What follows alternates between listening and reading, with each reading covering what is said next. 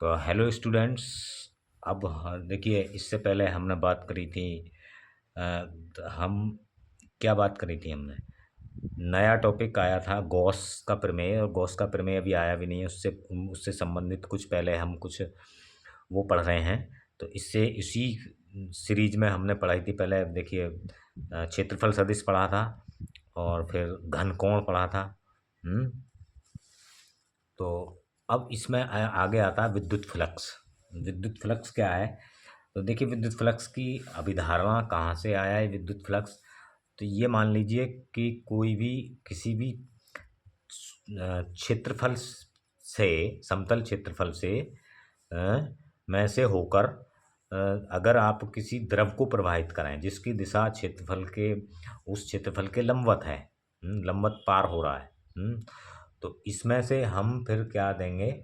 वो क्षेत्रफल, उस क्षेत्रफल की दिशा के लंबवत वो हो रहा है, क्रॉस कर रहा है वी वेग से।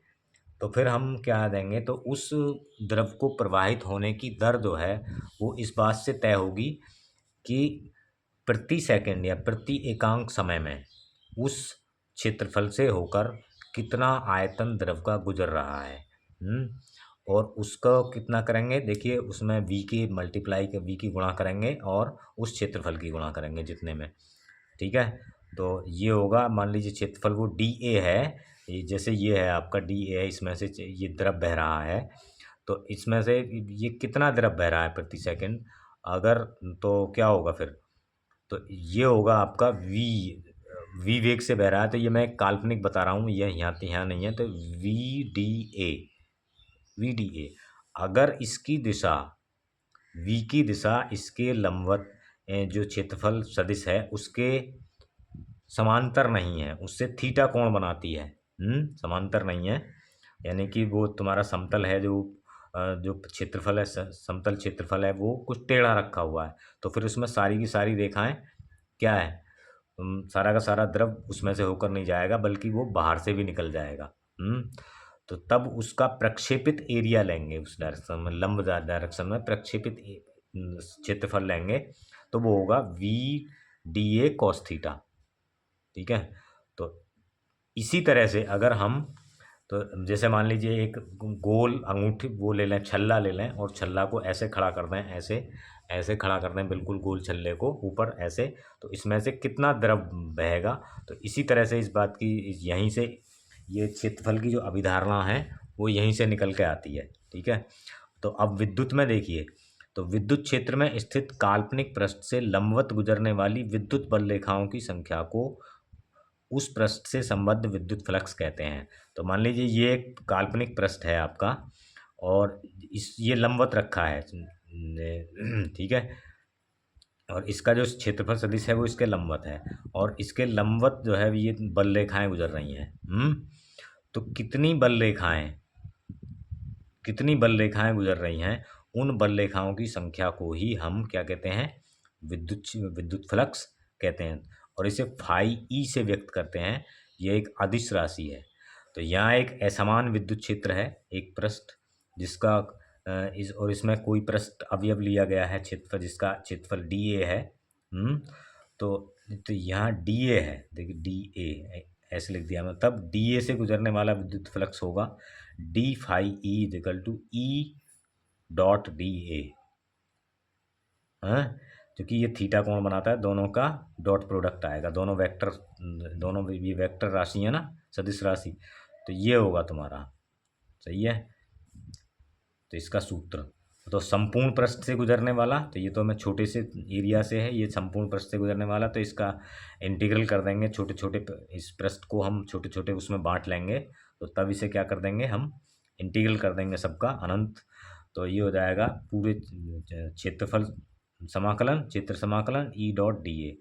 तो ये है अभिलंबवत घटक का पृष्ठ समाकलन। तो यानी कि है, संपूर्ण पृष्ठ से गुजरने वाला जो फ्लक्स है वो होता है, अब इसके अभिलंबवत घटक का पृष्ठ समाकलन होता है, पृष्ठ समाकलन के बराबर होता है।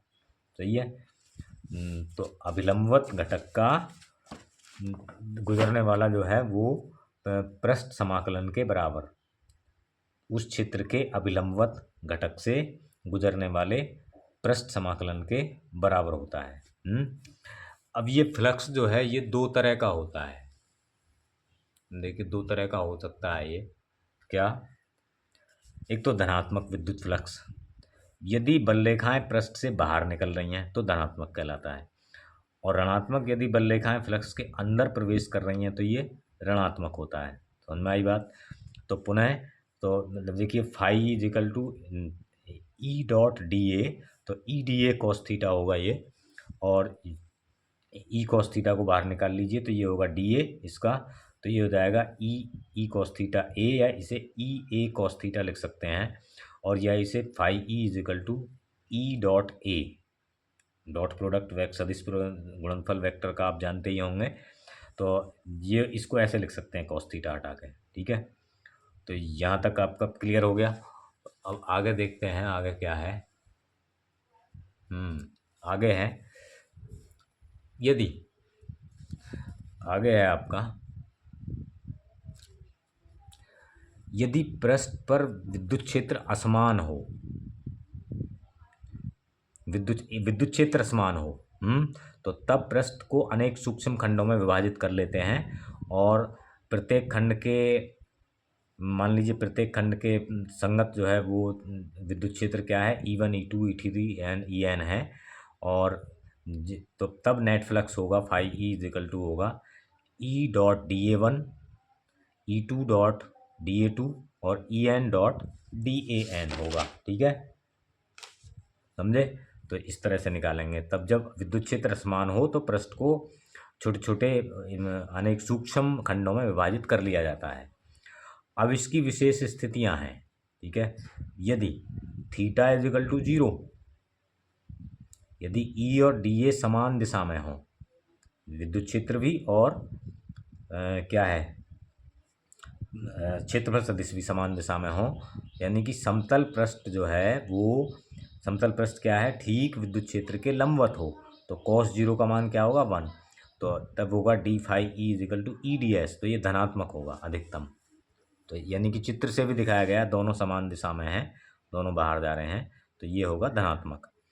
अब यदि थीटा इज इक्वल टू 90 है, अर्थात भाई जो पृष्ठ है, जो विद्युत क्षेत्र है की दिशा है वो क्षेत्रफल सदिश के लंबवत है, या क्षेत्रफल सदिश के लंबवत का मतलब क्या होगा, समतल पृष्ठ जो है क्षेत्र के समांतर है, तो उसमें से एक भी नहीं गुजरेगा, तो क्या होगा, ये होगा, ये इस तरह से होगा, ऐसे थोड़ा ही गुजरेगा इसमें होकर के, जब ऐसे रखा है तो ये, तो क्योंकि ये तो ये है बिल्कुल, ये है, तो ये तो कॉस 90 इज इक्वल टू 0, तो D phi is equal to 0, तो उस दिशा में होगा 0।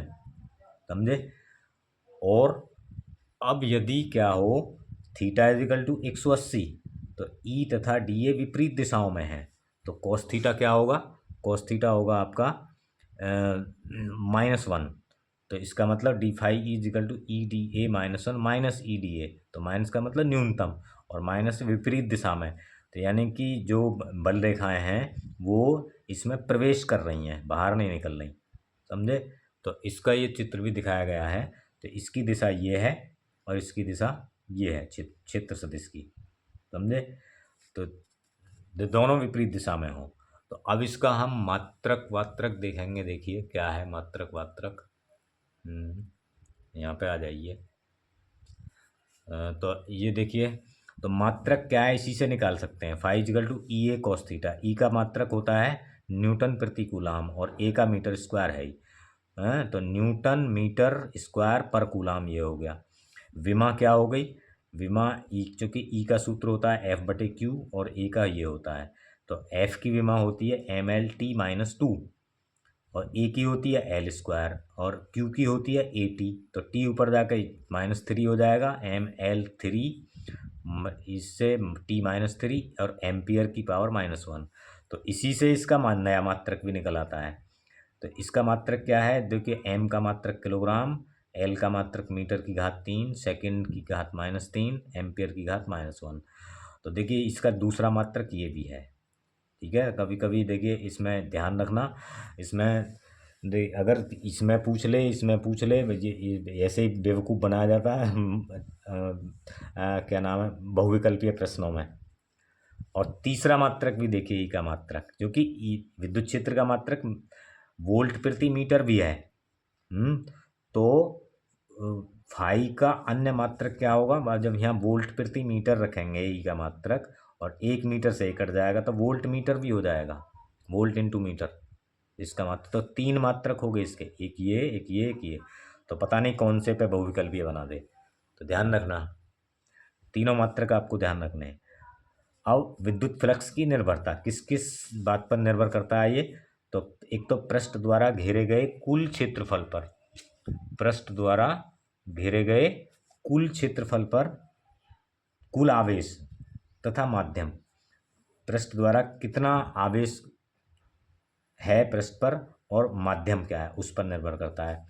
और पृष्ठ की आकृति क्या है, आकार क्या है, या पृष्ठ के अंदर आवेशों के वितरण कैसा है उस पर निर्भर नहीं करता है ये, समझे। तो ये चीज़ की ध्यान रखना।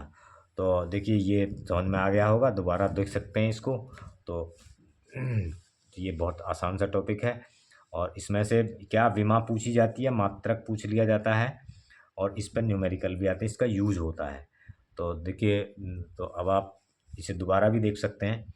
तो अगर आप चैनल पर नए हैं तो सब्सक्राइब करें और लाइक करें, कमेंट करें और शेयर भी करें। तो थैंक यू।